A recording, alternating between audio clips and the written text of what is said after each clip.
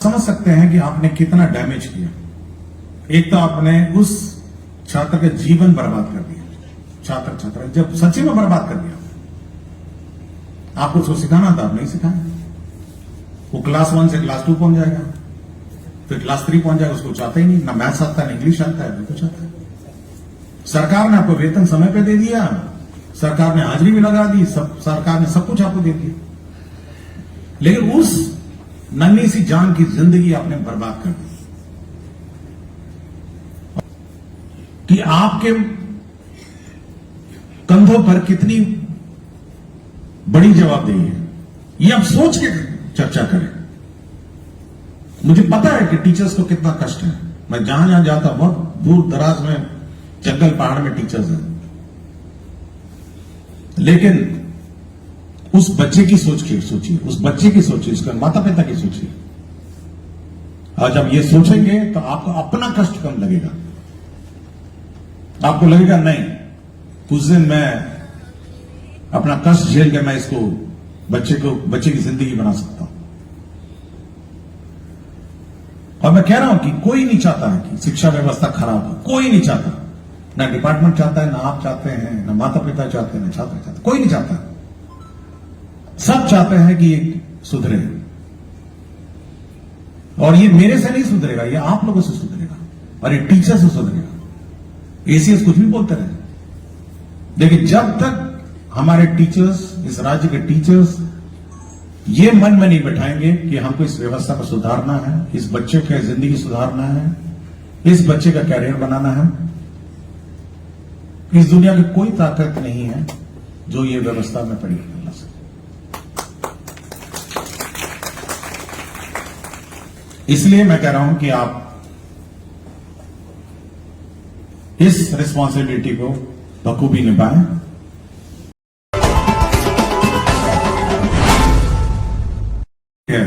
वो एक सामान्य सरकारी कर्मी की नौकरी नहीं है, ये बिल्कुल मैं सभी टीचर्स को कहता हूं। और यदि कोई टीचर यह सोच के आ रहा है कि ये सरकारी नौकरी है इसलिए मैं करना चाहता हूं या करना चाहती हूं, तो बहुत ही गलतफहमी में है। टीचर्स की नौकरी बिल्कुल भिन्न है, और ये सबसे भिन्न है। मतलब इसका कोई तुलना किसी अन्य नौकरी से नहीं है। आप समझ सकते हैं, जब आप क्लास में जाते हैं तो बच्चे आपके सामने रहते हैं, और आपको इस निगाह से देखते हैं कि आप उनको ज्ञान देंगे और आप उनका भविष्य बनाएंगे। एक सामान्य सरकारी नौकरी में क्या होता है, कार्यालय में बैठे हैं, संचिकाएं आती हैं जाती हैं, आप संचिका को कभी ऊपर भेजते हैं, कभी संचिका को नीचे भेजते हैं, आपकी मर्जी है, आप अप्रूवल करिए नहीं करिए, 5 दिन बाद करिए, 10 दिन बाद करिए। लेकिन एक शिक्षक की नौकरी नहीं हो सकती। आपका बिल्कुल जो आपका टारगेट सेगमेंट है वो आपके क्लासरूम में आपके सामने बैठा है, और बिल्कुल टकटकी निगाहों से आपको दिखता है कि आप उसको शिक्षा देंगे और आप उसको ज्ञान देंगे। और ऐसे भी नहीं है कि आज आपने उसको ज्ञान नहीं दिया तो 1 महीने बाद उसको ज्ञान दे देंगे, या आप सोचेंगे कि चलिए बाद में देखा जाएगा, आज हम थोड़ा मूड खराब है, या मेरा तबीयत ठीक नहीं है, या बहुत कष्ट से हम नाव पे चढ़ के आए, पानी पार करके आए, या देखिए पूरा कपड़ा मेरा भीग गया। उस छात्र को उससे कोई लेना देना नहीं। ये कष्ट आप डीओ को बोल सकते हैं, एसीएस को बोल सकते हैं, लेकिन जो आपके सामने जो कक्षा में बैठा छात्र छात्रा है, उसको आपके कष्ट से कोई लेना देना नहीं। आप बहुत दूर पोस्टेड हैं, देखिए मुझे कहां जंगल के ऊपर भेज दिया, अधौरा पहाड़ पे, देखिए कटोरिया बांका में मुझे 2 नदी पार करना है, खगड़िया में 3 नाव पार करना है। उस छात्र को कोई लेना देना नहीं है आपके कष्ट।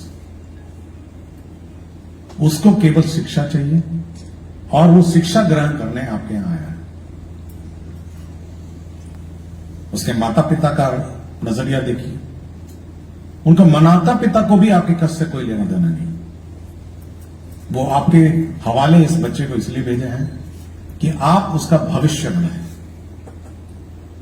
कि आप उसको पढ़ लिख कर एक ऐसा इंसान बनाएंगे जो कल समाज पर अपने पांव पर खड़ा हो। देखिए, दोनों बहुत ही इंपॉर्टेंट स्टेक होल्डर आपके हैं। एक शिक्षक, एक छात्र है और एक उसके माता पिता है। और यह आपका दायित्व है कि आप ये दोनों दायित्व पूरा करें। आपका कष्ट का दायित्व सरकार, department, DEO, BEO, DPM, DO, जो नाम दीजिए, डीपीओ स्थापना है, जो उसका काम है उसका पूरा करना। ये उसकी एफिशिएंसी पर निर्भर करता है कि वो कितना आपका कष्ट हरण करे। लेकिन जो टारगेट सेगमेंट है मेन, जो आपका छात्र है, वह आप पर निर्भर करता है कि आप उसको कैसे पढ़ाएं। और अगर आप इस ड्यूटी में चूक जाते हैं, मान लिया आप गए, सुबह गए, हाजिरी लगाया, बायोमेट्रिक, ये पता नहीं कौन एसीएस आया, हाजिरी लगवाता है रोज, हेडेक है बिल्कुल। कुछ लोगों को बोलते उसमें सुना है मैंने, रोज देखिए 6:30 बजे हाजिरी लग जाता है और चेक भी करता है, बताइए, वीडियो कॉल करके। तो और उसके बाद गए अपना बगल में दुकान में बैठ गए, क्योंकि बहुत सारे लोकल टीचर हैं, दुकान भी हो गई उनकी सामान्य रूप से। कुछ लोग का खेती भी हो गया, कुछ लोग खेत में अपना धान कटवाना जाते हैं, कुछ भूख के आते हैं, लेबर वेबर लगा के आएंगे, शाम को आएंगे, फिर हाजिरी लगा देंगे। तो अगर आपकी ये चूक हुई, मैं ये नहीं कह रहा कि जनरल परसेप्शन है मेरा, मैं एक 1% की बात करता हूं, ये 1% वाले हैं। मेरा अपना मानना है कि 99% टीचर्स बहुत डेडिकेटेड है। तो अगर आपकी चूक हुई तो आप समझ सकते हैं कि आपने कितना डैमेज किया। एक तो आपने उस छात्र का जीवन बर्बाद कर दिया, छात्र जब सच्ची में बर्बाद कर दिया। आपको उसको सिखाना था, आप नहीं सिखाया। वो क्लास 1 से क्लास 2 पहुंच जाएगा, फिर क्लास 3 पहुंच जाएगा, उसको चाहता ही नहीं, ना मैथ्स आता है, ना इंग्लिश आता है, कुछ आता है। सरकार ने आपको वेतन समय पे दे दिया, सरकार ने हाजिरी भी लगा दी, सरकार ने सब कुछ आपको दे दिया, लेकिन उस नन्ही सी जान की जिंदगी आपने बर्बाद कर दी। और बाद में जाके क्या बनेगा? वो जब 18, 19 साल, 20 साल होगा, सड़क पर बैठ जाएगा कि भाई हमको कुछ काम दे दीजिए, कुछ भी दे दीजिए, कुछ भी कर लेंगे। नहीं समझ में आ रहा है तो मुठ्ठी बांधेगा, ट्रेन में पकड़ेगा, बैठेगा, कहीं बम्बई, दिल्ली चला जाएगा, जिसको हम प्लान बोलते हैं। तो भाई कहीं नौकरी मिल जाए, बर्तन धो, कुछ भी करूंगा मैं। इसकी पूर्ण रूप से जवाबदेही किसकी है बताइए? मतलब किसकी जवाबदेही है कि वो प्लान किया, उसको नौकरी नहीं हुआ, वो समाज में खड़ा नहीं हुआ? आपने कहा, क्या आप स्वास्थ्य विभाग को बोलेंगे? क्या पथ निर्माण विभाग को बोलेंगे? क्या बिजली विभाग को बोलेंगे? आप किस विभाग की जवाबदेही निर्धारित करेंगे इस घटनाक्रम में? मैं सुबह घूम रहा था, मैं सोच रहा था कि आज क्या बात करना है। इसकी पूर्ण रूप से जवाबदेही उस विद्यालय की और उस शिक्षक की। अगर वो चूकता है तो समाज में सब समस्याएं खड़ी हो जाएंगी। और ये अकेला विभाग है, मैं बता रहा हूं। कभी आपको लगता होगा कि शिक्षा विभाग क्या है, ये तो ऐसे ही था। इसकी इतनी जवाबदेही है कि दूसरे की जवाबदेही इतनी नहीं है। रोड आज नहीं बने, 6 महीने बाद बन जाएगा, ठेकेदार बना ही देता है, 1 साल बाद बना देता है। पुल है, 1 साल नहीं 2 साल में बन जाएगा। लेकिन क्या छात्र जो उस क्लास में है, अगर आज शिक्षा उसने ग्रहण, अच्छा उस गांव के अंदर है जहां पे चारों तरफ से पानी से घिरा हुआ है, उसकी क्या गलती है? उसकी क्या गलती है कि उस गांव में रहता है? अभी हाल ही में मुझे राघोपुर जाने का मिल रहा, अभी तो पुल बन गया है, वो जो 6 लेन फ्लाईओवर में हाल ही में परसों ही गया था, मैं देखा अंदर एक स्कूल था। अब मुझे पता चला कि इसी से नाव से जाता था। फिर मैंने देखा कि वो गंगा नदी है और गंगा नदी पार करके इसी स्कूल में लोग जाते थे। तो उस बच्चे की क्या गलती जो स्कूल में जाता है? उसकी भी अपनी जिंदगी है, उसका भी अपना कैरियर है, उसके भी अपने सपने हैं। लेकिन थोड़ा आपको कष्ट लेना पड़ेगा और थोड़ा ये डेडिकेशन आपको होना पड़ेगा कि देखिए ये बच्चा का कैरियर, इसकी जिंदगी मेरे हवाले और कोई इसके लिए रिस्पॉन्सिबल नहीं है। मैं बिल्कुल बार बार कहता हूं, एक टीचर ही है जो उसकी जिंदगी बनाएगा। बिजली विभाग उसकी जिंदगी नहीं बनाएगा, या रोड डिपार्टमेंट उसका जिंदगी बनाएगा। कोई नहीं बना सकता ना भाई, कोई नहीं बनाएगा। ये दिमाग में बैठना चाहिए हमको कि भाई उसकी जिंदगी बनाने का कार्य शिक्षक का है। समाज में ऊंच नीच भेदभाव उसको मिटाने का काम किसका है? वो भी शिक्षक के बनते हैं। आप सोचते होंगे कि शिक्षक पर कितना रिस्पॉन्सिबिलिटी है। मैं कोई अच्छे बैकग्राउंड का आदमी नहीं हूं, कोई फाइनेंशियली स्ट्रांग आदमी नहीं था, लेकिन आज शिक्षा के बल पे आया हूं ना। कोई और थ्योरी बता दीजिए कि ऐसे ही आ जाएंगे हम ऊपर। कोई थ्योरी बताइए ना इस दुनिया में कि अचानक आप सोशल स्टेटस से ऊपर पहुंच जाए अपने आप। शिक्षा क्या है? और उसका एक ही माध्यम है टीचर्स ऑफ बिहार, इस राज्य के शिक्षक। ये एक ही है ना। और अगर शिक्षक कहने लग जाए कि नहीं ये करेंगे तो वो करेंगे तो वो करेंगे तो ऐसा होगा तो वैसा होगा, no, it can not happen, it will not wait. Education can not wait ना, और ये किसी का इंतजार भी नहीं कर सकता। इसलिए मैं बार बार जब भी हर फोरम में आप देखिएगा, मैं एक ही लाइन बोलता हूं कि भाई इस बच्चे की जिंदगी आपके हाथ में, इसको संवारना है तो संवारेंगे। ये बर्बाद अगर आप कैजुअल लेंगे तो बर्बाद हो जाएगा। और इस पूरे प्रकरण में फाइनली किसका क्या असर होगा? लोग जाति पाति करने लग जाएंगे, ऊंच नीच करने लग जाएंगे, और इसका पूरा असर इस राज्य पर पड़ेगा, पूरा असर। बाकी राज्य क्यों ऐसे हैं?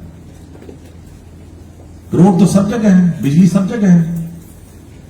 एक शिक्षा ही है जो इसको सुधार सकता है, और एक शिक्षा ही है जो इस राज्य की को कायाकल्प कर सकता है। इसलिए जब भी आप चर्चा करें, आप अपनी रिस्पॉन्सिबिलिटी को समझते हुए चर्चा करें कि आपके कंधों पर कितनी बड़ी जवाबदेही है। ये आप सोच के चर्चा करें। मुझे पता है कि टीचर्स को कितना कष्ट है। मैं जहां जाता हूं, बहुत दूर दराज में जंगल पहाड़ में टीचर्स हैं, लेकिन उस बच्चे की सोचिए, उस बच्चे की सोचिए, उसके माता पिता की सोचिए। और जब ये सोचेंगे तो आपको अपना कष्ट कम लगेगा। आपको लगेगा नहीं, कुछ दिन मैं अपना कष्ट झेल के मैं इसको बच्चे की जिंदगी बना सकता हूं।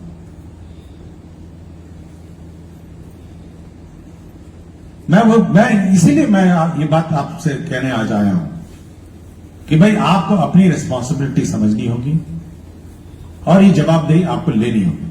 हम लोग हैं, बिहार सरकार डिपार्टमेंट है, हम लोग हैं।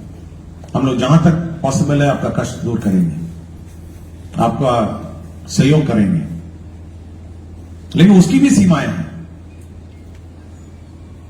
अचानक कोई कहेगा कि नहीं, हम तो कैमूर के पहाड़ पे हम जाएंगे ही नहीं, तब सोच सकते हैं कि क्या होगा। कैमूर के पहाड़ पे किसी को तो जाना ही होगा, उस पहाड़ पे पढ़ाने के लिए किसी को तो जाना ही पड़ेगा ना। पलामू बॉर्डर पे विद्यालय में वो भी शिक्षक ही होगा, और शिक्षक ही पढ़ाएगा ना। वो तो हम नहीं जाके पढ़ा सकते हैं। इसलिए मैं ये कह रहा हूं कि आप लोग, आज बात तो है एनईपी पे, लेकिन अपनी रिस्पॉन्सिबिलिटी, अपनी जवाबदेही और इस समाज में जो आपकी सबसे महत्वपूर्ण भागीदारी है, उसके बारे में अपने मन में सोचिए। लोग चर्चा नहीं करेंगे, हो सकता है, लेकिन इसको आत्मसात करना पड़ेगा। ये अपने दिमाग मन में इसको बैठाना पड़ेगा। और जब आप अगली बार स्कूल में जाएंगे, आप उस शिक्षक, आप उस छात्र छात्रा को इस नजरिए से देखिए, उस माता पिता को इस नजर से देखिए, और मैं कह रहा हूं कि कोई नहीं चाहता है कि शिक्षा व्यवस्था खराब हो, कोई नहीं चाहता। ना डिपार्टमेंट चाहता है, ना आप चाहते हैं, ना माता पिता चाहते हैं, ना छात्र चाहते, कोई नहीं चाहता। सब चाहते हैं कि ये सुधरे, और ये मेरे से नहीं सुधरेगा, ये आप लोगों से सुधरेगा, और ये टीचर से सुधरेगा। एसीएस कुछ भी बोलते रहे, लेकिन जब तक हमारे टीचर्स, इस राज्य के टीचर्स ये मन में नहीं बैठाएंगे कि हमको इस व्यवस्था को सुधारना है, इस बच्चे की जिंदगी सुधारना है, इस बच्चे का कैरियर बनाना है, इस दुनिया की कोई ताकत नहीं है जो ये व्यवस्था में परिवर्तन ला सके। इसलिए मैं कह रहा हूं कि आप इस रिस्पॉन्सिबिलिटी को बखूबी निभाएं। और टीचर्स ऑफ बिहार, मैंने बहुत इनकी वेबसाइट पर रात को मुझे देखने का मौका मिला, बहुत सारे